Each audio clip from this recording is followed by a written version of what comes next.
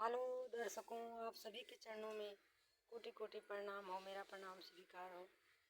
और आइए देखिए, कल एकादशी का व्रत का दिन है, जेठ का एकादशी।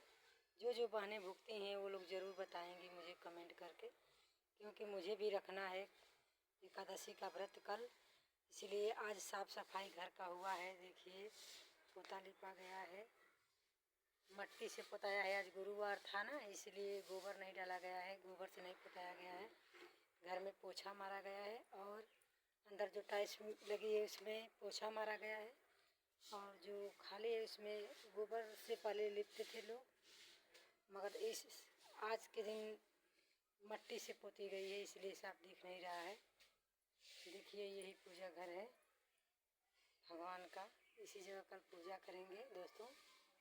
कल मैं व्रत रखूँगी एकादशी का, और आप लोगों से यही उम्मीद करती हूँ कि आप लोग मुझे अपना आशीर्वाद दुलार प्यार दीजिए, मेरे चैनल को आगे बढ़ाइए।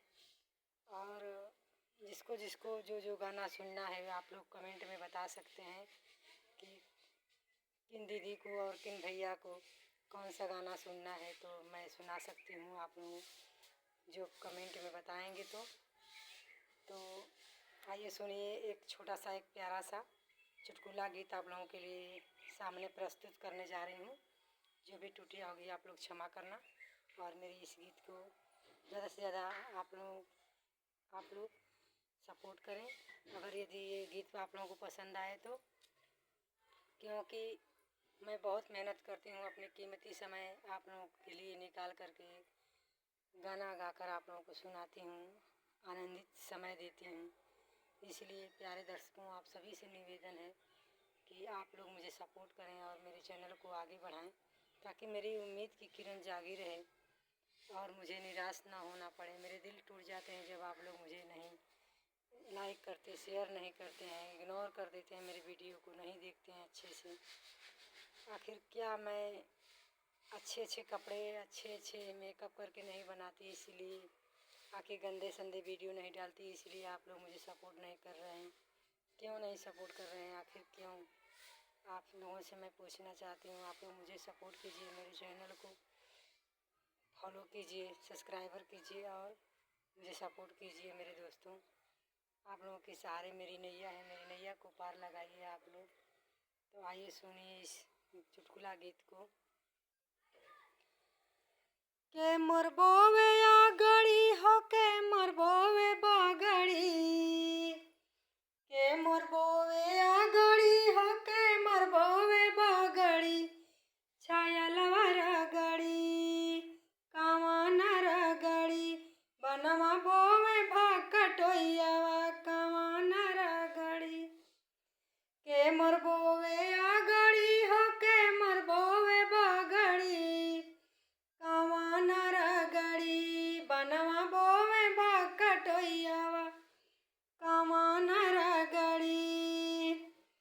ससुर बोवे आगड़ी हो, बसुर बोवे बागड़ी, छाया लवर गड़ी, बनवा बोवे भाग कटोइयावा, छाया लवर गड़ी, बनवा बोवे भाग कटोइयावा, बलमुअर गड़ी।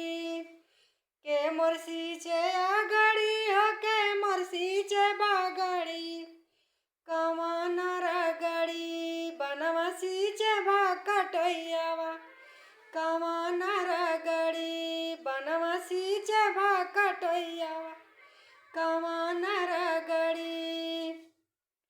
ससुर सींचे आगड़ी हो, बसुर सींचे बागड़ी, ससुर सींचे आगड़ी हो, बसुर सींचे बागड़ी, बलमुअर गड़ी, बनवा सींचे भाग कटोइयावा, बलमुअर गड़ी, बनवा सींचे भाग कटोइयावा, बलमुअर गड़ी।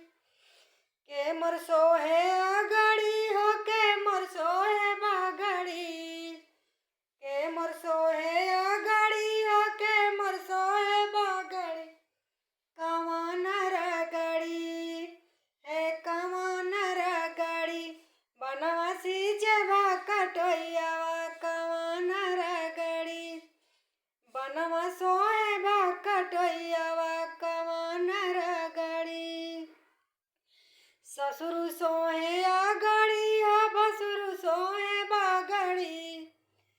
ससुर सोहे आगड़ी हो भसुर सोहे बागड़ी बालमुआ रगड़ी बनवा सींचे भकटोइयावा बालमुआ रगड़ी बनवा सोहे भकटोइयावा बालमुआ रगड़ी के मोर तोड़े आगड़ी हो के मोर तोड़े बागड़ी कमान रगड़ी बनवा तोड़े भकटोइयावा कमान रगड़ी बनवा तोड़े भकटोइयावा कमान रगड़ी ससुर तोड़े आगड़ी हो भसुर तोड़े बागड़ी ससुर तोड़े आगड़ी हो भसुर तोड़े बागड़ी बलमुआ रगड़ी बनवा तोड़े भकटोइयावा बलमुआ रगड़ी बनवा तोड़े भकटोइयावा बलमुआ रगड़ी के मोर बेचे आगड़ी हो के मोर बेचे बागड़ी के मोर बेचे आगड़ी हो के मोर बेचे बागड़ी कमान रगड़ी बनवा बेचे भकटोइयावा कमान रगड़ी बनवा बेचे भकटोइयावा कमान रगड़ी ससुर बेचे आगड़ी हो भसुर बेचे बागड़ी ससुर बेचे आगड़ी हो भसुर बेचे बागड़ी बलमुआ रगड़ी बनवा बेचे भकटोइयावा बलमुआ रगड़ी बनवा बेचे भकटोइयावा बलमुआ रगड़ी। हेलो दोस्तों, मैं आज गुरुवार का व्रत हूँ तो थोड़ा आवाज़ बहुत कम निकल रही है, इसलिए जो भी टूटिया होगी आप लोग क्षमा करना। आज भी मैं व्रत हूँ और कल भी एकादशी का व्रत रखूँगी, तो इसलिए थोड़ा आवाज़ डाउन निकल रही है, तो आप लोग क्षमा करिएगा जो भी टूटिया होगी और मुझे सपोर्ट कीजिएगा, इग्नोर मत कीजिएगा प्लीज़। आप लोगों से मेरी यही उम्मीद है।